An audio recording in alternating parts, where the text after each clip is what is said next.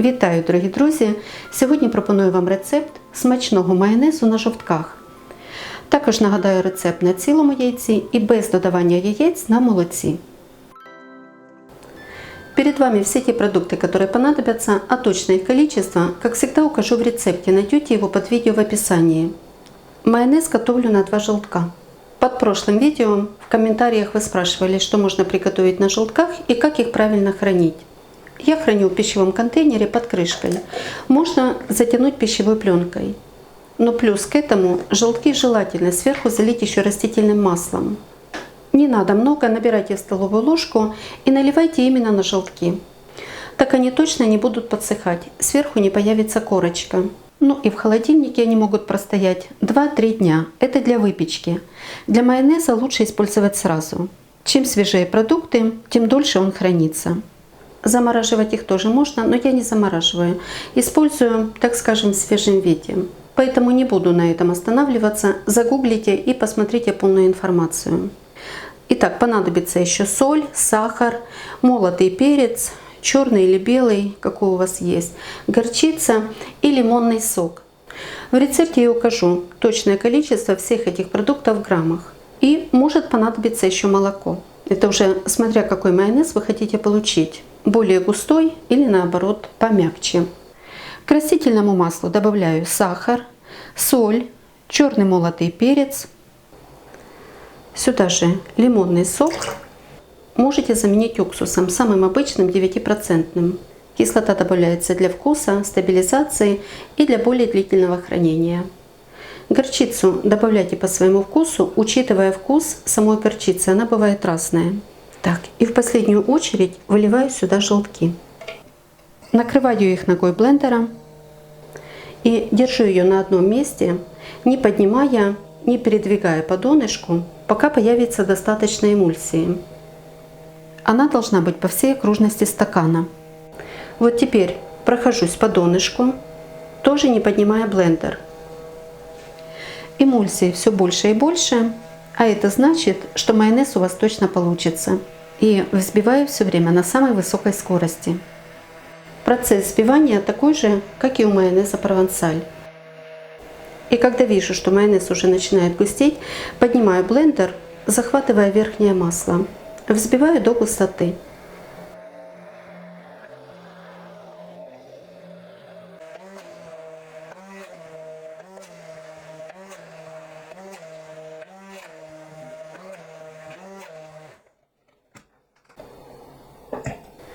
Посмотрите, насколько он получается плотный. Хочу его сделать более мягким и не настолько жирным, поэтому добавляю молоко. Здесь у меня 2 столовые ложки. Кстати, температура продуктов не имеет значения. Самое главное — процесс взбивания. Добавила половину, взбиваю до полного соединения с майонезом и смотрю на его густоту. Вот он еще густой. Можно еще добавить, вливаю все молоко и снова до полного соединения продуктов. На вкус можете сейчас проверить и добавить, чего вам не хватает: соли, кислоты.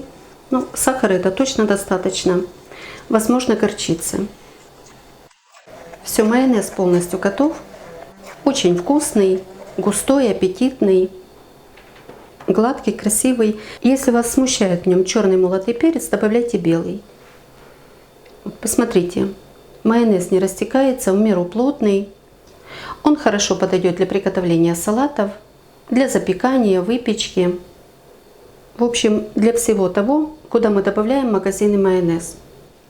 Но домашний вы знаете, из каких продуктов приготовили. В нем нет красителей, ароматизаторов, улучшителей вкуса, только натуральные продукты.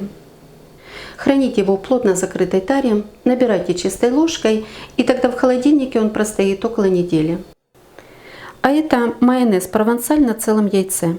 В растительное масло без запаха добавляю сок лимона, сахар, соль и белый молотый перец, крупное яйцо. Берите самое свежее и перед использованием хорошо его помойте, замочите в содовом растворе на 5-10 минут и ополосните. Обязательно горчицу. Накрываю яйцо, стараюсь полностью захватить его блендером. И взбиваю на самой высокой скорости, не поднимая и не двигая ногу блендера, пока не появится эмульсия. Вот теперь прохожусь по донышку, и когда эмульсии уже достаточно, начинаю захватывать верхнее масло.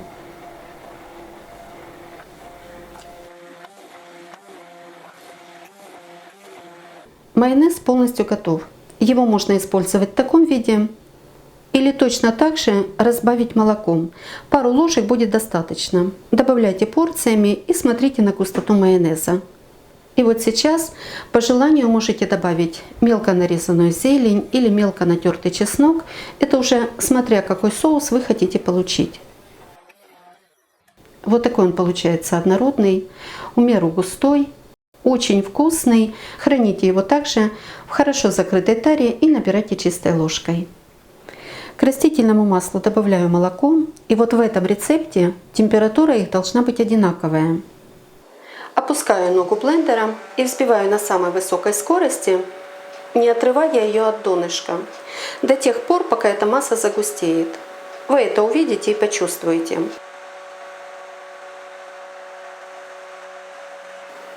Вот теперь, когда масса уже стала густая, можно ногой поводить по донышку, опять же не отрывая, а потом уже захватывать верхнее масло.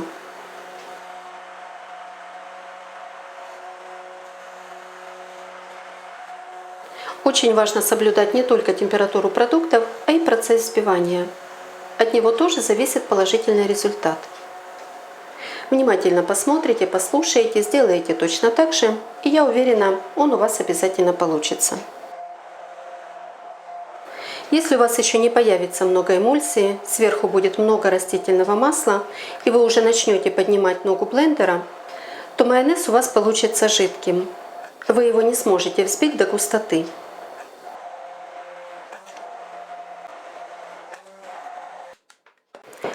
Посмотрите, какой густой получается майонез.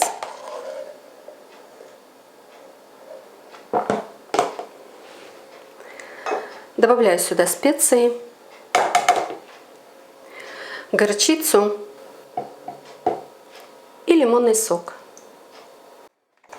Их количество я обязательно распишу в рецепте в ложках и в граммах. И еще немного взобью, чтобы специи хорошо разошлись в майонезе. Со специями он взбивается, становится гуще, кислота его стабилизирует, продляет срок хранения, но и с кислотой он получается намного вкуснее.